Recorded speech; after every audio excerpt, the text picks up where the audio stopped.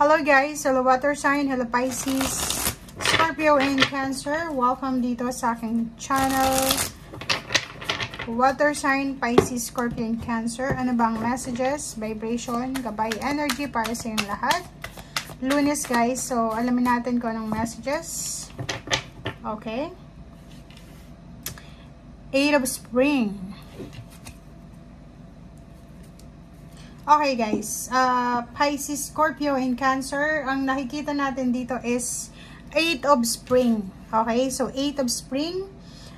Siguro busy ka. Ang dami-dami mong mga ginagawa, multitasking, yung nakikita natin dito. So, yung iba sa inyo dyan is medyo na-stress. Stress yung pakiramdam dahil busy kayo. Ang dami-dami yung mga inaasikaso. So, yung stress na nararamdaman nyo sa araw na ito ay posibleng dahil sa sobrang pagka-busy. Pero, sinasabi ng barahan na kahit busy ka, or kahit na-stress ka dahil sa kung ano man itong ginagawa mo, successful pa rin yung ginagawa mo. Okay? Nakukuha mo pa rin na matapos itong mga pinagkakabisihan mo. Okay? Nakikita natin dito guys na may isang sudden unexpected events or pagbabago sa buhay mo sa linggong ito or lalo na sa araw na ito.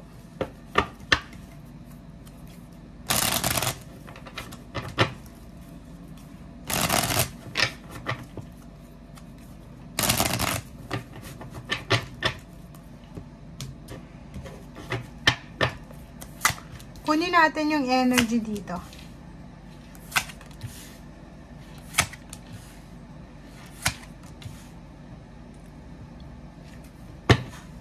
Okay, so meron kang 5 cards muna. Tingnan natin. Kung makikita mo, meron ditong Ace of Pentacles. Ang Ace of Pentacles na to is parang siya, bagong trabaho, bagong idea. Kung saan ka magtatrabaho, bagong source ng income, bagong source ng financial.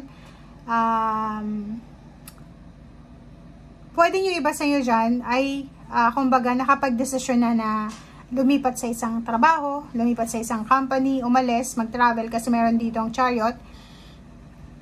Yung iba sa inyo dyan is decided na kayo, nakapag-desisyon na kayo, determinado kayong mahawakan yung pera. Parang ganun. So, new beginnings sa usaping pera, new beginnings sa relationship, or new beginnings ito sa isang business or kano pa man. So, parang ikaw ay papasok sa isang pagbabago. So, hindi mo alam parang ganun yung sinasabi, isang sudden events or changes. May pagbabagong magaganap. So, yun.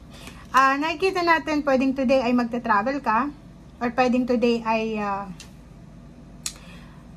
papunta ka na doon sa success mo. Parang ganun. So, matagal mo siguro tong pinag-isipan, matagal mo siyang minanifest, or pwedeng matagal mo siyang plinano, but sa araw na ito, nagkaroon ka ng decision making na kailangan ko nang mag-decide, kailangan ko nang puntahan ito, kailangan ko nang gawin siya. Meron siyang 5 of Swords dito. Ang 5 of Swords na yan is parang sinasabi ng barahan na may mga tao sa paligid mo na nakatingin sa'yo. May mga tao sa paligid mo, especially fire sign, earth signs, or pwedeng air signs. May nakatingin sa'yo na parang, kung makikita mo to, ikaw yan. Eto yung taong yon na parang hinihintay niya na sumurrender ka na, or hinihintay niya na sumuko ka sa kahit na anong laban na pinagdadaanan mo. So parang nakikita ng taong ito kung gaano ka nag-struggle lalo na sa trabaho or sa negosyo or sa relationship or sa kung ano pa man, and hinihintay niya na sumuko ka. But nakikita ko sir dito kasi 55 to. Wala hindi ka talaga susuko. Ilalaban mo talaga kung ano yung gusto mong mangyari sa buhay mo. Nakikita mo tong 5 of Wands, handang-handa ka Parang sinasabi mo dito na, handa akong ilaban lahat ng mga, handa akong lumaban sa lahat ng mga pagsubok na pwedeng maging hadlang sa pangarap ko or sa kung ano man itong gusto ko sa buhay. Parang ganon. So, competition, handa ka sa lahat ng klase ng competition, handa ka sa lahat ng disagreement or parang ganon. So, wala kang pakialam. Parang sinasabi mo dito na as long as na wala kang inaapakan or tinatapakan na tao, as long as na wala kang ginagawa ng masama, ilalaban mo pa rin yung pangarap mo. Okay? So, 9 of Cups, nakikita natin dito guys na ang isa sa dahilan kung bakit gusto mong ilaban yung pangarap mo is pamilya. Sinasabi ng baraha sa'yo dito na lalaban ka para sa pamilya mo. Lalaban ka para matupad yung emotional wish mo, ma-fulfill yung emotional wish ng family mo, parang ganon. So, nakikita natin dito na etong mga pinagdadaanan mo sa ngayon is, ang result niya is positive kasi sobra kang magiging masaya. Sobra kang magiging fulfilling yung pakiramdam dito eh. So, if ever sa ngayon, mayroon kang nararamdaman na parang feeling mo, ang hirap makipagkompetensya ngayon. Parang kahit sa pag-a-apply ng trabaho, ang hirap mag-apply ng trabaho kasi ang daming mga tao ang unemployed ngayon, nangangailangan ng trabaho. So, nakikita natin dito na itutuloy mo kung ano itong nasimulan mo. Itutuloy mo kung ano itong ginagawa mo. Hindi mo bibigyan ng happiness itong taong ito na naghihintay na bumagsak ka sa buhay. Diba? So, yun. Yun ang nakikita natin. Nakikita natin dito na pwedeng may magta-travel, lilipat ng bahay, lilipat ng lugar dahil sa trabaho, may bibili ng sasakyan, bibili ng mga tickets, plane tickets, bus ticket, boat ticket, or kano man siya.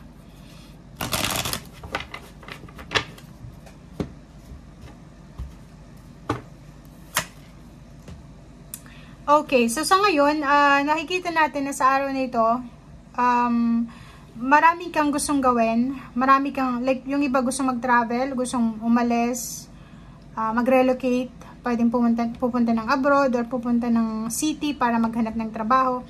And posibleng dalawa yung options niya. Dalawa yung pinagpipilian niya. Hindi niya alam kung alin dito yung makakabuti sa kanya. It's either business din siya, so pwedeng business itong iniisip mo na gawin, and dalawa yung business na gusto mong simulan. Relationship, pwedeng ganun din. Pwedeng may relationship dito na pinagpipilian kayo. Dalawang relationship or tatlo. Pero ang good news dito is today ay posibleng makatanggap ka ng financial blessings. Pwedeng today ay makatanggap ka ng isang biyaya. So, pwedeng makatanggap ka ng windfall ng money, tulong financial. Or pwedeng makatanggap ka ng pera. And sinasabi ng baraha sa'yo dito na if you're confused, like hindi mo alam kung ano yung gagawin mo sa araw na ito kasi confused ka, hindi mo alam. Lalo na yung mga iba na ino-offera ng work or ino-offera ng love life or ang dami-dami yung gustong puntahan pero hindi nyo alam kung saan kayo magsisimula or kung alin ba dito kasi ang daming options, daming choices. Research. Unang gawin natin is mag-research tayo.